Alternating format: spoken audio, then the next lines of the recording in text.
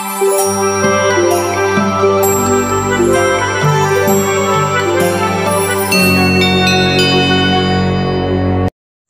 pembelajaran selanjutnya kita akan membahas tentang analisis data bivariat secara umum.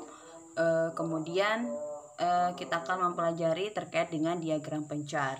Nah, analisis data bivariat secara umum ini terbagi menjadi dua, yaitu regresi dan korelasi. Nah, untuk mempelajari regresi dan korelasi ini kita harus memahami dulu ya, yaitu ukuran pemusatan data berdasarkan video atau pembelajaran yang telah kita pelajari sebelumnya, di mana ukuran pemusatan data itu terbagi menjadi tiga, yaitu rata-rata atau mean, kemudian median atau nilai tengah, dan modus atau data yang sering muncul. Selain itu, kita harus memahami ukuran penyebaran data. Yang di sini kita pakai adalah standar deviasi. Nah, analisis bivariat juga kita harus memahami konsep diagram pencar yang akan kita bahas setelah materi analisis data bivariat secara umum ini. Regresi dan korelasi ini merupakan analisis yang kita gunakan untuk menyatakan hubungan antara dua buah variabel. Nah, jenis-jenis data berdasarkan jumlah variabelnya yang akan kita analisis itu terbagi menjadi dua, yaitu univariat adalah data dengan satu variabel, kemudian bivariat itu adalah data dengan dua variabel. Jadi kita akan membahas fokus ke bivariat atau data dengan dua variabel. Kemudian di sini diagram pencar. Diagram pencar itu adalah diagram yang digunakan untuk menunjukkan hubungan antara dua buah variabel yang ditunjukkan dalam bentuk titik-titik pada bagan kartesius. Jadi setelah ini kita akan membahas tentang diagram pencar. Baik, selanjutnya kita akan membahas tentang diagram pencar. Sebelumnya kita sudah mengetahui bahwa diagram pencar adalah diagram yang digunakan untuk menunjukkan hubungan antara dua buah variabel yang ditunjukkan dalam bentuk titik-titik pada bagan kartesius. Nah, kemudian ada dua buah variabel yang ditunjukkan, yaitu variabel pertama adalah variabel bebas atau disebut dengan independen yang digambarkan pada sumbu X. Jadi variabel pertama kita gambar di sumbu X. Nah, variabel pertama ini adalah variabel yang mempengaruhi atau yang menyebabkan berubahnya variabel dependen.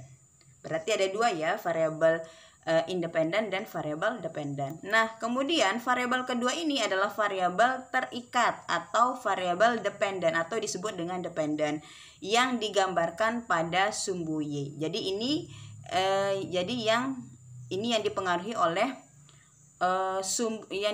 oleh variabel bebas. Jadi variabel dependen dipengaruhi oleh variabel bebas atau independen.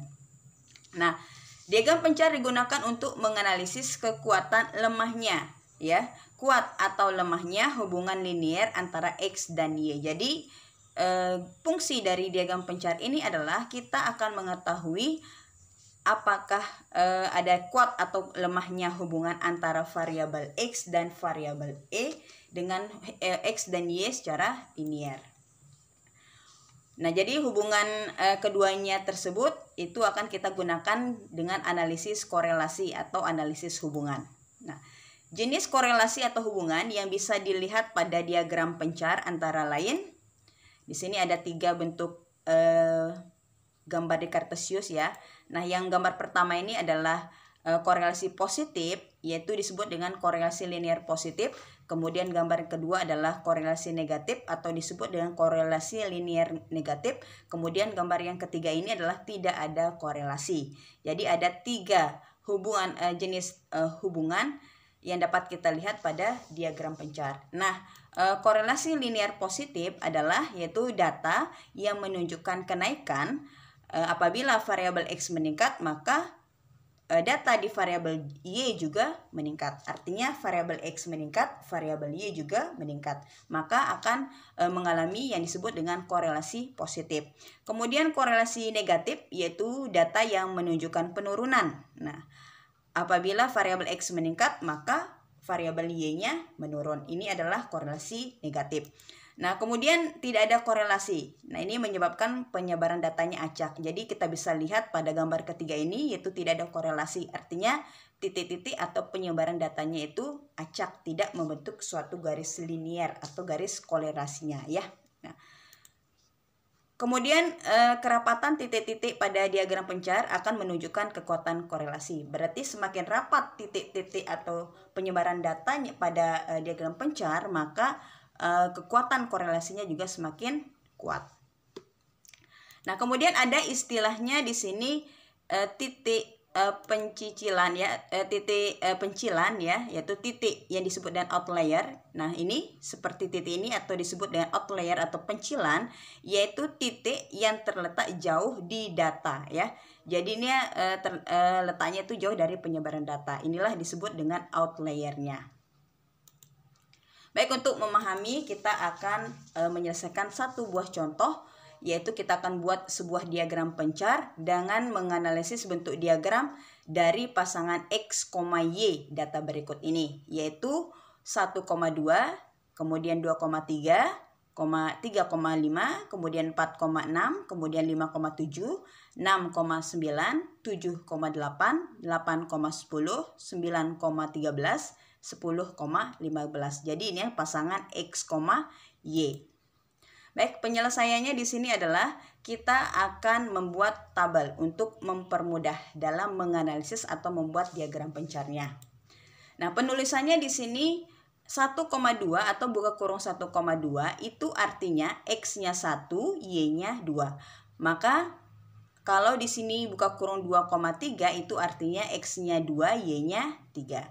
Baik, kita akan membuat tabel seperti ini, tabel pembantu, yaitu untuk mempermudah kita dalam membuat diagram pencar, yaitu X dan Y. Nah, pasangan X, Y dalam bentuk kurung ini kita akan sajikan dalam bentuk tabel X, Y.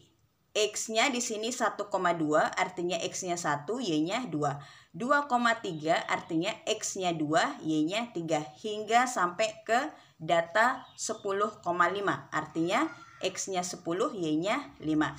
Nah, inilah tabel pembantu X dan Y.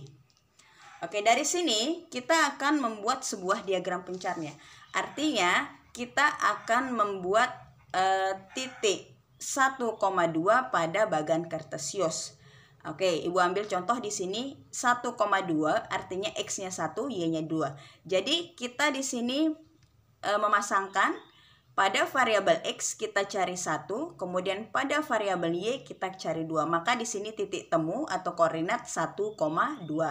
Kemudian 2,3 yaitu X-nya 2, Y-nya 3.